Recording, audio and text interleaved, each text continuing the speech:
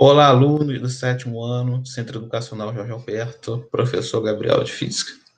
Bom, pessoal, seguinte, eu fiz já a prova de vocês e ela vai estar da seguinte maneira.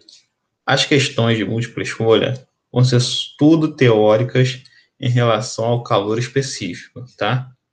Então vai ser tudo questão de calor específico, teoria sobre o calor específico, e as discursivas vão ser aquelas continhas lá que a gente viu na aula passada, né? De achar a quantidade de calor, ou achar a massa, ou achar a variação da temperatura, né? Que são as contas. Então, na aula de hoje eu vou fazer o seguinte. Eu preparei aqui eu fiz esse quadrinho, que são um resuminho sobre o calor específico. Entender esse resumo aqui, você vai conseguir responder as questões discursivas lá na prova. Tá? Então, a aula de hoje vai ser bem rápida e tranquila. Então, vamos lá. Calor específico. Primeiro tópico. Quanto menor o calor específico, mais fácil uma substância varia sua temperatura. Tá? Deixa eu pegar aqui no livro. Não vou botar a imagem, porque senão tem que ficar. Dá para deixar as duas ao mesmo tempo, o livro lá online e aqui o slide. Então, a gente viu lá aquele exemplo no livro, na página 245, lá do módulo 4, que tinha lá 2 copos, né? Uma com água e uma com óleo. Né? Mesma quantidade de água, né? E mesma quantidade de óleo. Aí a gente viu que o copo que tinha com óleo variou mais sua temperatura do que o que tinha água. Por que isso aconteceu?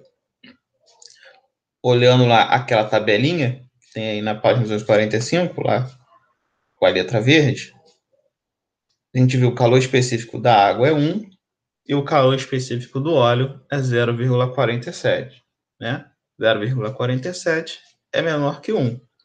Então, menor calor específico, mais fácil uma substância varia a sua temperatura. Né? Então, vamos para o tópico 2. O calor específico é uma propriedade da substância, e seu valor independe da massa, do tamanho ou da temperatura. Tá? Então, por exemplo, o calor específico da água é 1. Tá? Então, vamos lá.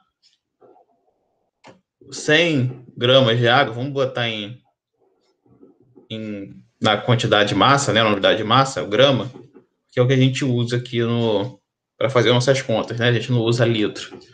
Então, vamos supor, 100 gramas de água tem o mesmo calor específico do que 1 quilograma de água, do que 2 quilogramas de água, do que 2 quilogramas de água a 20 graus Celsius, tem o mesmo calor específico do que 5 quilogramas de água a 50 graus Celsius, por exemplo. Vou mostrar que independente da temperatura que a substância esteja, independente da quantidade que esteja, né?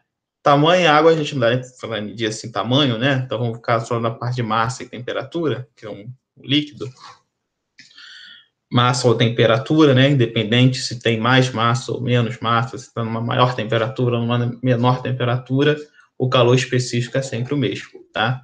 Se eu botar tamanho, vou pegar um sólido, por exemplo, uma barra de ferro, uma barra de alumínio, tá? Que tem aqui no nosso quadrinho. Alumínio tem 0,21 de calor específico, menor ainda do que o óleo.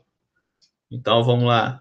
Uma barra de 2 kg de alumínio com, sei lá, 1 metro na temperatura de 30 graus Celsius, tem o mesmo calor específico de uma barra de 5 kg de alumínio, né? 5 kg de alumínio de, sei lá, 1,5 metro na temperatura 60 graus Celsius. Tá? Todos vão ter o mesmo calor específico.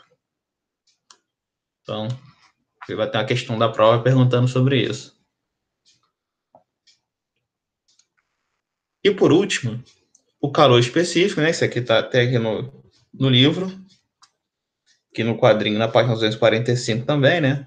Esse quadrinho amarelo, o calor específico é a quantidade de energia necessária para elevar a temperatura de 1 grama de uma substância em 1 grau Celsius, né?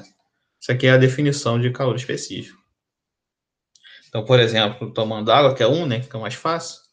você precisa de 1 caloria para variar a temperatura de 1 grama de água em 1 grau Celsius. Beleza? Então, a última é a definição de calor específico. A segunda é dizendo que é uma propriedade da substância, independente de sua massa, do tamanho, de sua temperatura, vai ser sempre a mesma. E quanto menor o calor específico, né, de uma substância, mais fácil ela varia a sua temperatura. E aqui eu botei a tabelinha, essa tabelinha que está aqui no livro. Tá? Eu cortei o etanol. Acho que na prova acho que eu botei essas substâncias aí. Aí tá lá a pergunta. Dadas essas substâncias, né, qual varia a sua temperatura com maior facilidade? A água, que tem calor específico 1. O óleo, que tem calor específico 0,47. O alumínio, que tem calor específico 0,21. O chumbo, que tem calor específico 0,03. Né? Olhando aqui, quanto menor calor específico, mais fácil uma substância varia a sua temperatura. Né? É o chumbo, né? O 0,03 de calor específico. Tá assim a questão na prova, né? Isso. Lembrando que tem que estar, né? Todo mundo com a mesma massa, né? Mesmo o calor específico do chumbo sendo menor, né? Se, por exemplo, se fizesse uma comparação, botasse lá 1 tonelada de chumbo em comparação com 1 quilo de água, né? Aí a variação de 1 tonelada de chumbo vai ser menor do que 1 quilo de água se todos estiverem com a mesma fonte recebendo a mesma quantidade de calor, né? Mas se todo mundo está aqui com a mesma massa, a mesma massa de água, a mesma massa de óleo, a mesma massa de alumínio, a mesma massa de chumbo, todos recebendo a mesma fonte de calor, né? A mesma quantidade de calor. Quem vai variar mais a temperatura vai ser o chumbo, depois o alumínio, depois o óleo e por último a água. Tá? Lá no exercício da prova, na questão da prova, está bem específico isso, né? Todo mundo com a mesma massa e recebendo a mesma quantidade de calor. Aí, sim, a variação do chumbo, o chumbo é que vai variar mais. Tá? Então é isso. Isso aqui vai ser a parte teórica da prova, né? Aí no próximo vídeo a gente faz uns exemplos lá das contas, né? Para calcular lá a quantidade de calor, para achar a massa, ou para achar qual é o calor específico daquela substância, ou qual foi a variação de temperatura. Bom? Então é isso.